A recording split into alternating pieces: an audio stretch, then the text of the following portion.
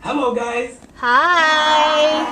Hi. How are you? Yes, this is how we greet each other in Morocco. We say Assalamu alaikum, which means peace be upon you. So, and then you answer, to which you answer, Wa alaikum assalam. Wa alaikum assalam. Assalam. Which you basically saying peace be upon you as well. Hello, my name is Nikki. What is Morocco food like? So Moroccan food is mostly stew. It's mostly stew. We use always meats and vegetables, and we serve it, and it's called tagine, and we serve it in a dish like this. I don't know if you guys can see it. Actually, it's made out of clay, and usually it cooks. When we have time, it cooks over slow fire, so it takes longer to cook. And basically open it. Unfortunately, it's too early here to have the meal there, but this is what it looks like, and this is to keep it warm. And also in Morocco, we actually eat as a family, and we eat from the same plate. And most of the time for tagine, we use our own hands. We don't use utensils, we use hands, which was proven scientifically that it's better for the taste buds. You can taste the food better when you eat off your hand. We have couscous, which is one of the most famous. Yeah, so the couscous, we usually serve it with vegetables and meat, whether it's lamb, beef, or chicken. And sometimes there is a sweet version of that too, that with caramelized onions, raisins, and nuts. The things we eat in Morocco, especially in Ramadan, are dates.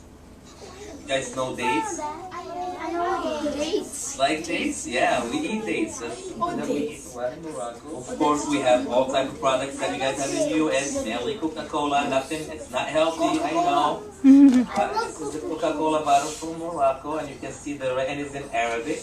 And also, one of the things that we drink a lot in Morocco is Moroccan tea, which is basically green tea, and it's served on glasses that are usually this color. They create small, tiny glasses. The reason why we serve tea in small glasses is we drink our tea hot.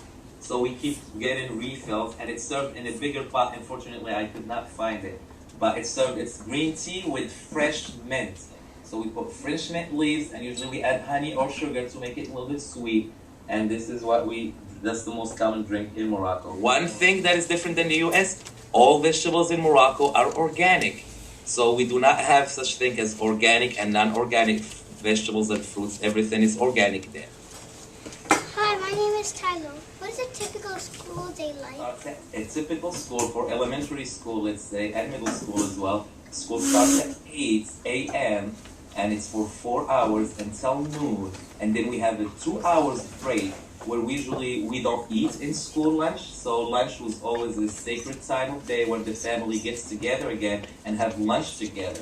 And then we go back to school from 2 to 6. So it's an 8-hour day, but we get the 2 hours break where we go home and have lunch with the parents and the family. It's another thing about school that we learn French, so our native language is Arabic, but we learn French as a second language starting the first grade. Yes, we used to be a French colony. So France took over Morocco in the year of 1912, and they controlled Morocco, like you said. It's a good way to put it. They controlled Morocco for about 56 years. So Ramadan, as you know, Morocco is a Muslim country, so the religion is Islam. So part of Islam is Ramadan. Basically, Islam has 5 pillars, and Ramadan is one of them. Those are the 5 things that every Muslim must do. Ramadan is 1 month a year where we actually have to fast from sunrise to sunset. Fasting means we cannot eat and we cannot drink. And basically number one, the reason for it is to sacrifice and to show our dedication to God. Number 2 is also to remember those that are less fortunate, that do not have food, the hungry people all around the world. So it's a good chance when you do it for a month. You're thankful for the food that you have that we take for granted every day. So we're very thankful for that. And number two, we think about those less fortunate people that do not have food. At the end, that's one of the main holidays, one of the main religious holidays. It's the last day of Ramadan where we celebrate. We have a special prayer where we all get together in mosque, where kids wear new clothes, where kids get gifts. Usually kids also get some money for a gift from families as money. And of course, it's a chance for the families to get together. Do children have to fast? Children do not have to fast, only adults have to fast. However, growing up as a kid, your family will encourage you to fast. We actually wanted to fast because that's the nature of being young and a kid. You want to do what adults do. So why is making a pilgrimage to Saudi Arabia important to your culture? Again, remember we said there are 5 pillars of Islam. So the last one is going to Saudi Arabia for pilgrimage, because first of all, Islam started in Saudi Arabia. That's where it started. The main reason behind it is to gather together all sort of life people from different countries, from different ethnicities, from different cultures, different colors. They go to the same place at the same time each year to be there. So really, like every single person has to be dressed the same way, especially for men. They only wear, it might look a little bit ridiculous here, maybe look like a Halloween costume here, but that's the reason. You only wear like basically 2 white towels, one for your bottom half, one for your top half, and everyone looks the same. So when you look at those people for a whole week, you cannot tell who's rich, who's poor. You cannot tell who's coming from Europe, who's coming from the US, except from probably the color of your skin. But other than that, everyone is the same, and it's a great chance to meet people from all over the world, and it's all there to celebrate basically humanity and to actually also worship God. And it's a chance for forgiveness. Basically, we believe as Muslims, once you go there, all the sins that you did between you and God, that doesn't have nothing to do with other people, are forgiven. How do you deal with 4 months of no rain? So there are places where it actually does rain, like regularly, just like in the US. If you go further south, there's the Sahara Desert. Yes, the Sahara doesn't rain much at all, probably once or twice a year, if not never.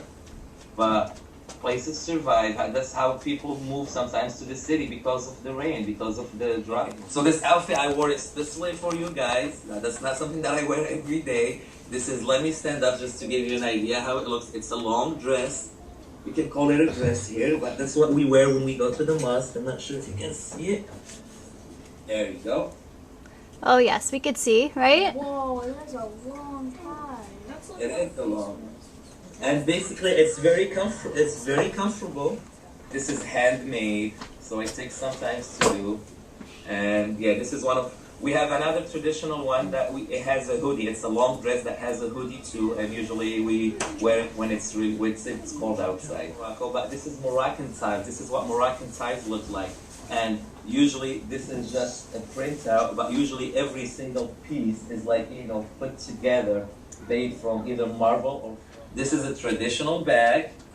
So artisanal thing is a big thing in Morocco. We make, traditional product of clay, of leather. This is the Moroccan embroidered pillow.